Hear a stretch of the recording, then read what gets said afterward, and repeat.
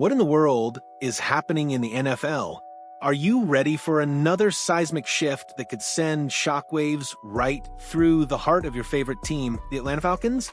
Because if the last 48 hours have taught us anything, it's that in today's NFL, absolutely nothing is off the table. We've seen moves that would have been unthinkable just a few weeks ago. Jaylen Ramsey, the superstar corner, swapping coasts from Miami to Pittsburgh in a head-spinning trade. Then the shocker that sent a collective gasp across the league. Darren Waller, the dynamic tight end, coming out of retirement to join the Dolphins. Now, for Falcons fans, that last one brought a sigh of relief, confirming that our own Kyle Pitts isn't heading to South Beach. But the underlying message from these unexpected blockbusters is clear. Even on July 1st, the NFL's rumor mill is churning faster and more furiously than ever before. And if two out of this universe moves can happen, why not one more? That's the question buzzing around the league, especially among Steelers fans who are starting to worry that the recent acquisition of Jaylen Ramsey and his hefty contract might spell trouble for a certain defensive titan. TJ Watt, one of the most dominant pass rushers in football, is entering what's likely the final year or two of his current deal. And let's be honest, he's not among the highest-paid pass rushers in the game anymore. He's looking for a brand-spanking new contract, a deal that reflects his immense talent and undeniable impact. And who could blame him? He's a former Defensive Player of the Year, a perennial Pro Bowler, and his stats over the past few seasons speak for themselves. He saw what Myles Garrett got from the rival Cleveland Browns, and he wants something in that neighborhood. Right now, he's not even close. So, why are we talking about TJ Watt and the Pittsburgh Steelers on a Falcons channel? Because of a tweet that dropped yesterday from the ultimate NFL insider, Adam Schefter. Let me read it to you, and we'll put on screen sources. In recent weeks, multiple teams have been discussing whether they can trade for Steelers standout TJ Watt, who skipped the team's most recent minicamp. Pittsburgh hasn't shown any willingness to deal with so far, but he's unhappy with his contractual situation, and sources believe outside team interest is likely to increase given today's trade.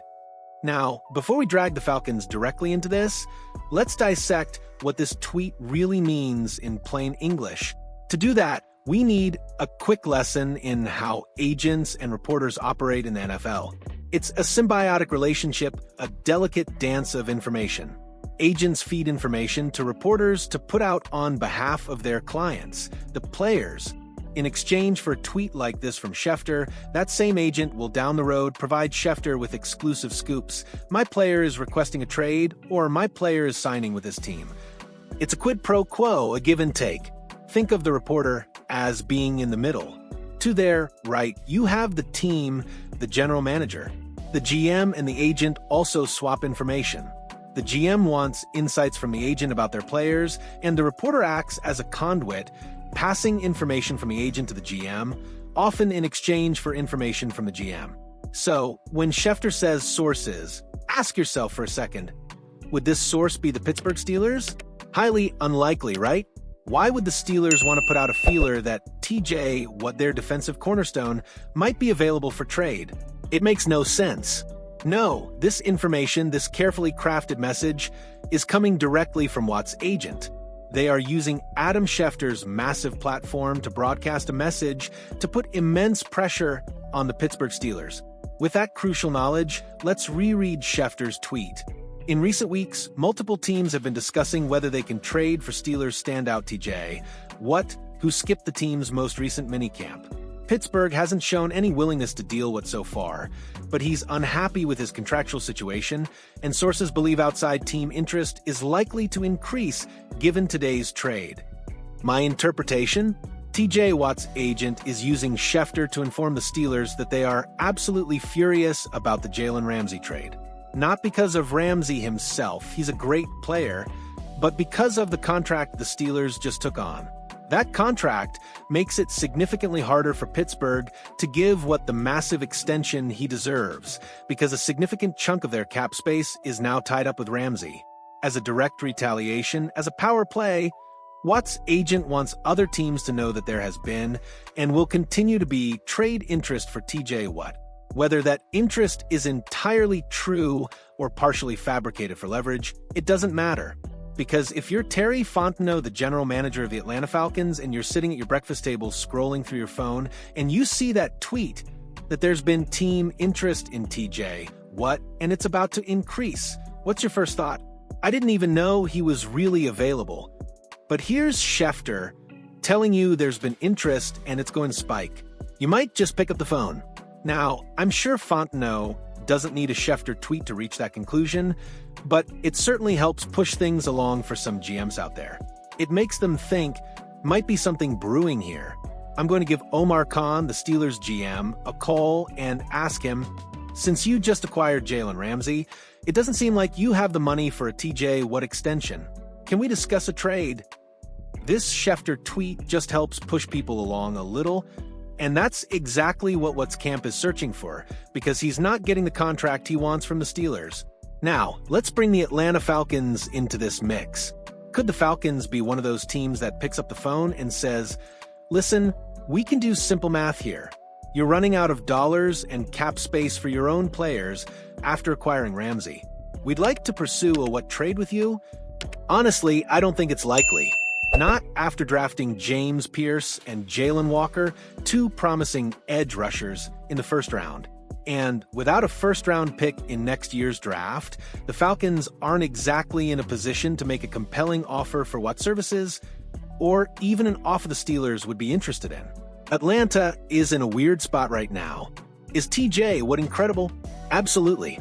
Would he be a perfect fit for the Atlanta Falcons defense? Without a doubt.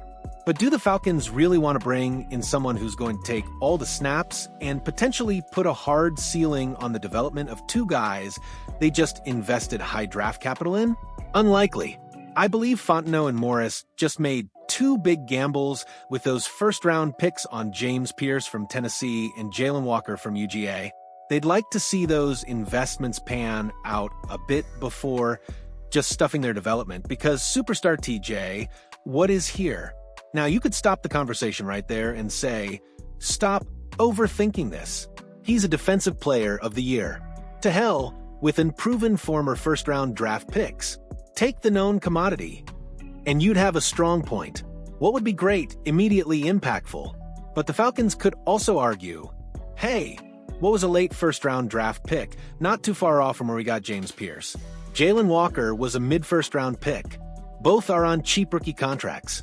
Let's see how our younger, injury-free, and cheaper options play out before moving on to a guy who's approaching 30, doesn't have as much gas left in the tank, and has had some injuries in his career, even if he is a known thing. My money is on the Falcons wanting to stick by Pierce and Walker. The only path I see for that changing, the only scenario where Fontenot makes such a bold, franchise-altering move, is if he feels his time in Atlanta as GM is coming to a close. If he believes that to keep his job, the Falcons need to put together not just a winning season, but a playoff winning season. Going 9-8, getting the 4 seed, winning the NFC South, and then losing in the first round of the playoffs by 2 touchdowns, that's not enough to keep his job. And if he believes TJ Watt is the missing piece, the immediate game wrecker who can help him avoid that fate, then maybe, just maybe, he makes the call. What if the Falcons called the Steelers and said, we'll give you James Pierce for Watt, and we'll throw in some draft picks too? Personally, if you're getting TJ Watt, you're taking that. James Pierce, for all his potential, could turn out to be another Takkarist McKinley or Vic Beasley. A nothing burger in terms of long-term impact. I don't think that scenario is very likely, and I'm not going to get too invested in that possibility. But it would be something Fontenot would have to consider, wouldn't it? The stakes are incredibly high. So, what's your take, Falcons fans?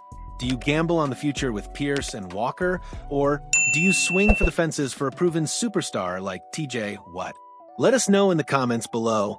If you found this breakdown insightful, please hit that like button and subscribe for more exclusive Falcons analysis. Your engagement fuels this channel, and we love hearing your thoughts. We'll see everyone later.